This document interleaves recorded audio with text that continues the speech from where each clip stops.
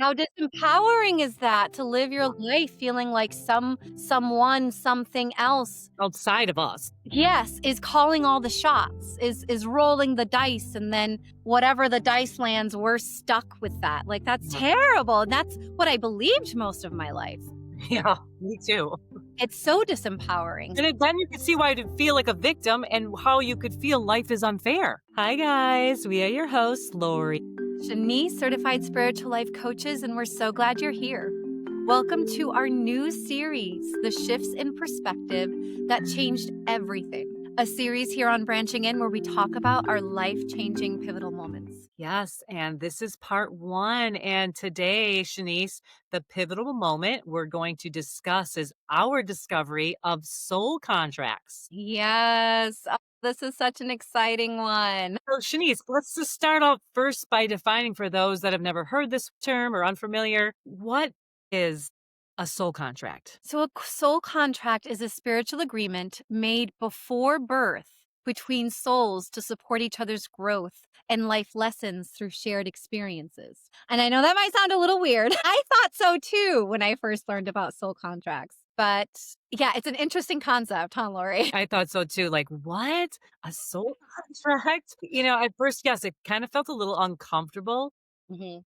but the more it I learned about soul contracts and that I had designed all of this before I came here and all the relationships that I've encountered, I've created and had contracts with them. Really emotionalizing that truth has helped me in so many different ways. So now it's more comfortable today, that term, than it was when I first heard it. Yes. Yes, and I like that definition. That makes it a little bit easier to understand. So, like, to put it in other words, what Lori and I believe is basically we chose our life. Like, before we incarnated, we chose our parents, we chose our siblings, we chose the difficulties, our life paths, lessons, like everything that we needed for the way our soul specifically wanted to grow in this incarnation. And we'll get further into that, Laura. But yes, so that is what a soul contract is.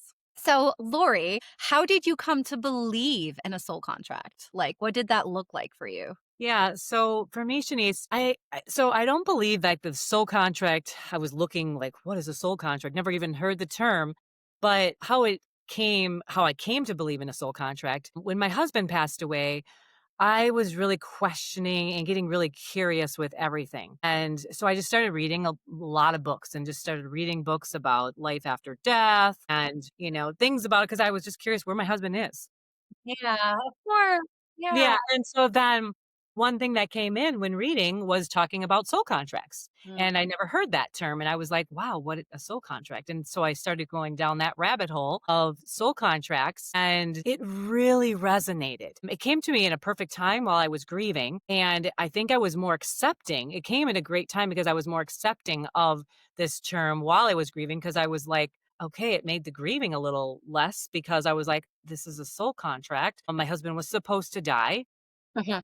I was supposed to raise my children by myself. And, there was I signed up for this. Yeah. And so but basically, how I became familiar with soul contracts was through curiosity and going down and reading books, trying to explore more about death and losing my husband. All of a sudden, soul contracts came into my life, and it really resonated. Yeah. How about for you? I can only imagine how helpful that must have been during such a difficult period in your life. I can just like imagine it brought so much more acceptance into all of the grief and into everything you were experiencing. Yeah, it came at a perfect time, Yeah. and time that I really was able to take it in, Mhm. and the term soul contract wasn't as uncomfortable, and it was like it made a lot of sense. Yeah. Wow, that's wonderful. I'm so glad it came in during that period of your life. So for me, so this was actually in a part of my life. It actually came in the perfect moment for me now that I'm thinking about it. Cause, I was raised Catholic and it had been a few years after I kind of left that behind. And I was in my phase of like, okay, well, if Catholicism no longer resonates for me, then what does? And so I was like reading a lot of books, a lot of articles, I'm just trying to educate myself and learn as much as I can. And it was during that period where I came across an article online talking about soul contracts. And it just, I don't know, it was like it resonated because I had never heard anything like it before. And it just resonated so deeply with me. Like I got this like tingly warm feeling in my body as I'm reading about it. And there were like a lot of things clicking into place and making sense for me. And so I'm just like, "Oh my god, I loved it," and I learned more about it, and now I fully 100% believe in it. I believe I chose these experiences and everything I've been through for very specific purposes in my life to for my soul's growth. So, yeah, so that was kind of how I came to believe in a soul contract. And so, what did you believe before you learned about soul contracts? Oh my goodness. Well, as a part of the Catholicism, it was all like just very, heaven and hell. Like if I'm if I'm bad, if I'm not a good person, I'll end up in hell. So I have to work really, really hard to be a good person so that I can end up in heaven. And it was just very like so much pressure, constantly trying to be the best version of myself. And even then, it never felt like it was good enough. Like, just like there were so many high standards that I was imposing on myself. So when I learned about soul contracts, it was like such a breath of fresh air because it just introduced this whole new way of experiencing life and looking at life. So that was amazing because living in that constant fear of going to hell and constantly trying to be so good to get to heaven was just not it.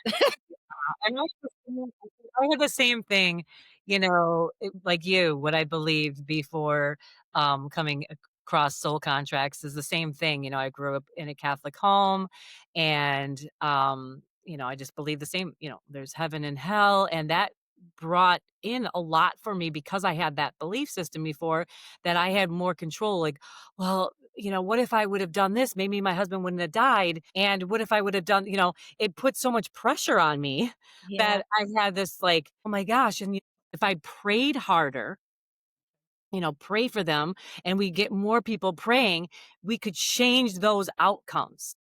Yeah. And that was really what I believed before learning about soul contracts, that I could change the outcome of somebody's life or death, or Mm, them leaving me in a relationship or not. that makes sense. Yeah. Yeah, and so then learning about this soul contracts, obviously that was completely the opposite, and I love the feeling of that a lot better. It was exhausting thinking every moment if I was sinning and, that pressure of that, or that I could change the outcome, or what it would have, could have, should have, was constantly in my life, and just living in a lot of fear. Yeah. Yeah. Yeah, and also, like, oh, if something's bad is happening, I must have done something bad to Yeah, call that in, right? yeah, So constantly second guessing yourself and, oh, like, just so much more anxiety, that way. Like, understanding my life through the perspective of soul contract has just made it so much better, so much less stressful. yeah. Yeah. Agreed. So much. So that leads me right into Shanice. So what was the shift in perspective? Yes. Yeah, there's so many, but, like, one of them, everything is my creation, right? So, like, I signed a soul contract to come here, which means like, there's nothing is happening by accident. Everything is very intentional. So everything I'm experiencing I know is for me. I've let go of life is against me. Like so many bad things happen to me. Like for example, I know I've shared on the podcast that I've been going through a grieving period. Um, and seeing it from the view of a soul contract, I'm like, okay, well, I'm right on time. I'm exactly where I'm supposed to be. I know that my soul called this in. And so if I'm here for a reason. So I'm not going to try to make it go away. I'm not going to try to fix it or turn it into a problem. I'm going to be here where I am and let this grieving teach me what it's here to teach me. And it's so much better because before, with my Catholic view, I would have been like, "Oh my god, I must have done something really bad for me to be Yeah, experiencing this." And now I'm exactly. like, "No, like, no, and it's not I'm no longer labeling it as bad. I'm labeling it as wonderful, even if it doesn't feel good." because Yeah, I you're know labeling it that. there's a purpose. Yes, yes, exactly. Yeah, I mean, that's the biggest shift. Like for both of us, we talk about this often. When we go unconscious and come back to conscious of this shift in perspective of soul contracts is that, we chose all of this. Mhm. Like, we chose our relationships, we chose our lessons, we chose our parents. Oh my gosh, that really takes you out of that victim place. Yes. Well Which said, is Lori.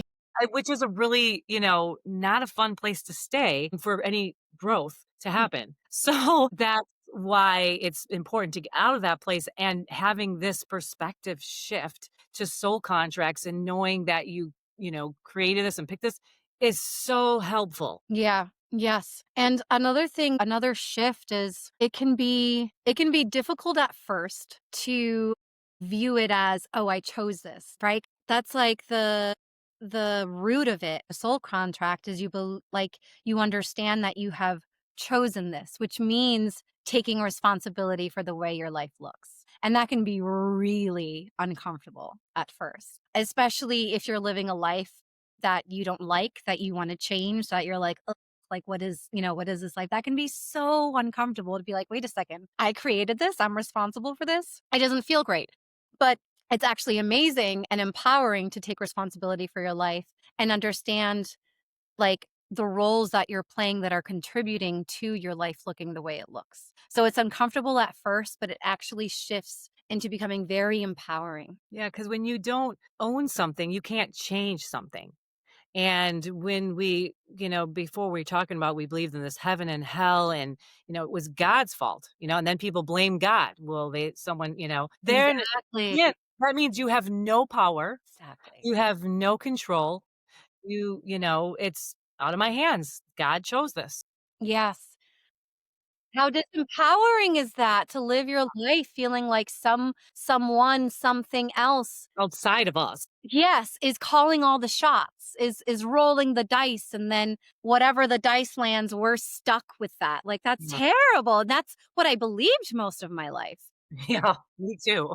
It's so disempowering. Then you could see why you'd feel like a victim and how you could feel life is unfair. Yeah, Because why would this person get this beautiful house and this beautiful person with them, and then I have this situation over here, and then my husband dies and I gotta raise my kids alone? Wait a minute. Why is that? yeah, yeah, no, So but when I take it back and in this shift and go, I chose this. Oh my gosh. And why did I choose this? Okay, yeah, let's go into that. Like that, curiosity. right. Like how I chose this. Obviously, this is a big deal to come here and incarnate, right? It's a huge experience. Oh Mhm. my gosh. So I would have chose all of this with huge intention because I'm evolving my soul.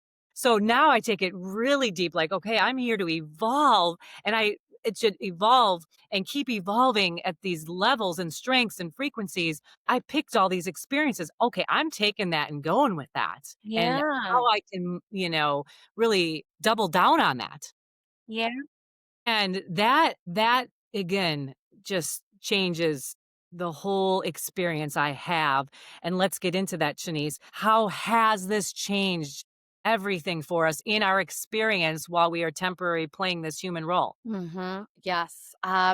So it's really helped me not have expectations, getting rid of the expectations of like what I think something should be, right? Like what this should look like, how long this should take, right? Like it really got rid of all the shoulds, which again is like a judgment, right? Like judging what your life looks like, what you think it should look like, and really just kind of like embrace what it is. And that's not to say that I'm looking at my life and there's something I don't like about it and I'm like, "Oh, well that's just the way it is." No, I can take steps to create any change that I desire for my life, but really just like we're co-creators. We're co-creating with the universe. So I'm doing my part and I'm trusting that the universe is doing their part and really just being more accepting of the present moment of anything that comes into my life and not immediately demonizing it like, "Oh, what are you doing here? You shouldn't be here." Like, "No, oh, you're here. Okay, maybe I don't like it, but I'm going to allow it and see what comes from it." See what it's here to teach me. Mhm. wherever we are, that's where we're supposed to be. That's Exactly. meant to be.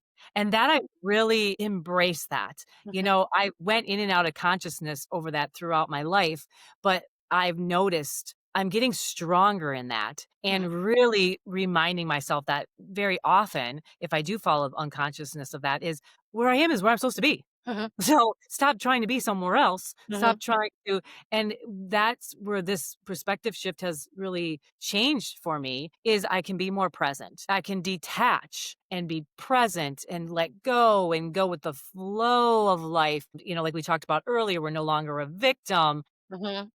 You know, no matter what, I believe in this soul contract, though. I just want to get this straight, is that I believe, you know, we signed up this contract, you know, we have, you know, a start and a finish time, right? We're going to come in.